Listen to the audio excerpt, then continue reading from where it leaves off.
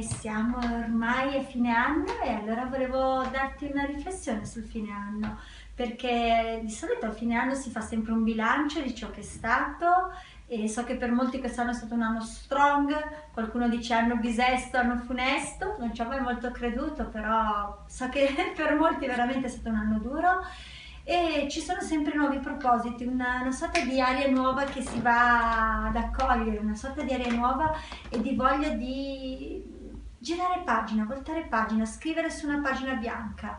Qual è il mio consiglio? Ho appena chiamato una persona a me molto molto molto cara nel cuore e gli ho chiesto, mi dai un consiglio? E lui mi ha detto sì, vivere il presente, perché il presente è la costruzione di quei piccoli piccoli tasselli che ti portano poi a creare il futuro. Ed è vero, quindi ok buoni propositi, certo, ok il rinnovare, ok la voglia di fare, ok tutto, perché si sa, e lo vedo anch'io, che quando facciamo un sacco di buoni propositi, i primi giorni siamo tutti in energia per farli, poi nei giorni, nel quotidiano, il quotidiano ci fagocita, ci porta magari dopo i primi entusiasmi, dopo i primi 10-15 giorni di entusiasmo a ritornare negli schemi abitudinari del passato. Vivi giorno per giorno dai il tuo meglio, giorno per giorno crea quel mattoncino per creare solidità domani, dopodomani, dopodomani ancora. E allora sarà davvero magia.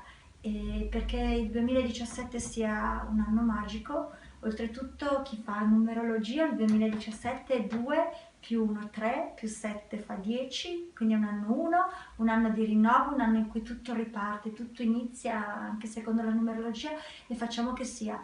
Io non so perché sento che per me sarà l'anno di nuovo inizio in tutti i sensi, in tutti i campi, in tutti i settori.